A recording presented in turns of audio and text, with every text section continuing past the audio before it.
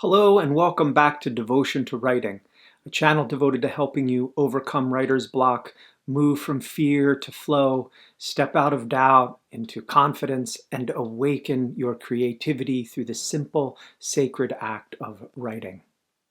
So, hey writers, welcome back. I hope that you've been writing, and today I want to talk about something that every writer and artist in any field knows and experiences from time to time, but we often forget, or we get out of practice and we kind of don't realize that how to get into it again.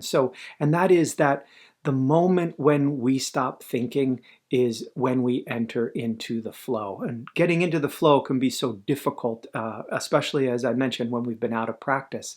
But part of what a devotion does, what a cultivating a practice does, is helps us to access the flow of our creativity more readily. It just becomes kind of a routine, a ritual that we get into.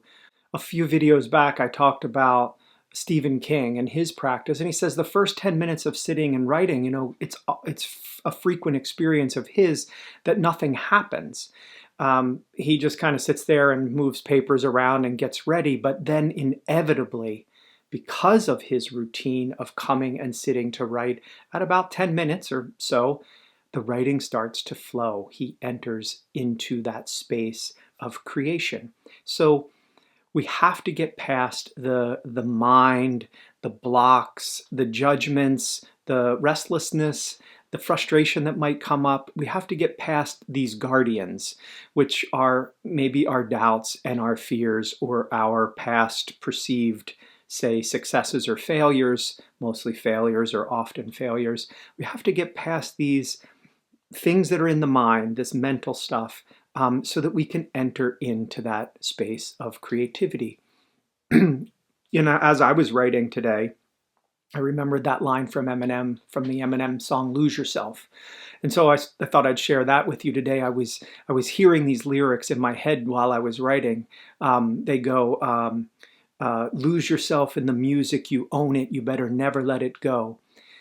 I thought this was such a great mantra, and I'm so glad it came in. For where did it come from, first of all? If I hadn't been present, I may have come on the radio or my playlist or whatever, I would have heard it. But sitting here writing in my practice today, these words came and they gave me like a mantra or like a prompt, in fact. They gave me something else to write about, some way that a flow into something that I didn't know that I wanted to talk about. So I thought this would just be a really great mantra for our writing lives, this lose yourself in the music, because writing has its own kind of music. What we hear in us is has its own beats and bass and logic. The rhythm of language, the pulse of stories that are forming, the melody and the breath of poems. Every one of these has a music, and we just have to listen to it. Every one of us carries a vast internal, I would say soundtrack, but maybe internal playlist of things that are going on, and these could be thoughts and feelings and memories and stories. And a lot of times in our walking around times of the day, these are just, they're flying around, and we're moved by them, we're shook by them.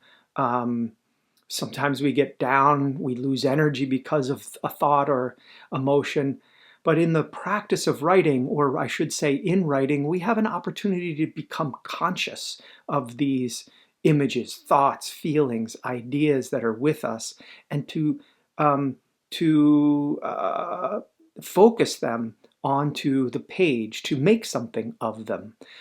Sometimes it's a whisper that we make something. Sometimes it's a roar. The question is really, are you listening? Are you providing some space and attention for the things that are in you? Are you providing any space and attention for these things to be realized? Are you making of any of this? Are you making anything other than, say, drama or I don't know, when our thoughts get running away with us, like, the other day for me, I just got carried away with these thoughts, and I lost all my energy. I didn't feel like creating anything. I didn't feel like really doing anything, exercising, even walking my dog.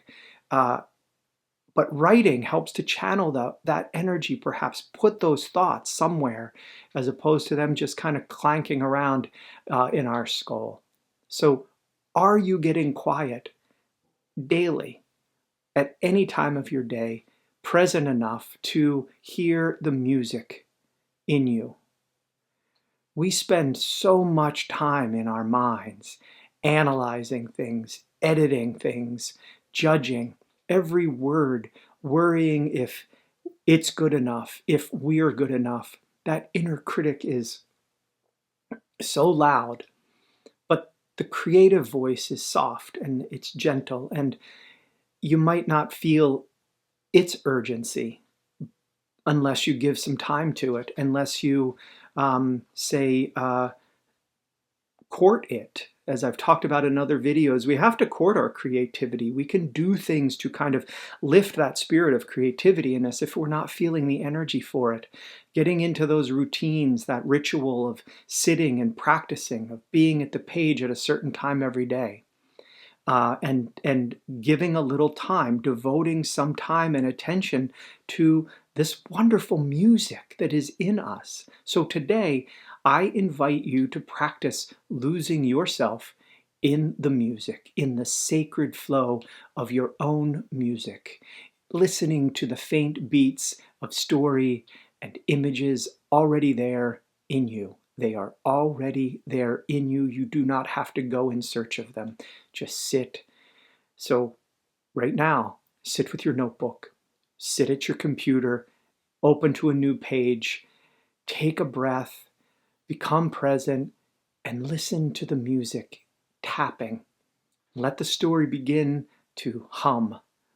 Let one word call to the next, and let that word respond and call. Respond and call. Or to switch that around as a musical terminology, a call and response in music. Because when we stop gripping the pen and start listening, beauty happens, creation happens. We cannot stop it. It is what we are. It is our aliveness. But the analytical mind, that steps in front of our flow. So we have to be present so that it will step aside and the creative spirit can step forward. And then suddenly we're not writing the words, we're being sung by them. So again, I invite you to sit and answer. If you don't come up with anything on your own, you could answer this prompt. What is the music inside of you? And explore this right now on the page. What is the music inside you?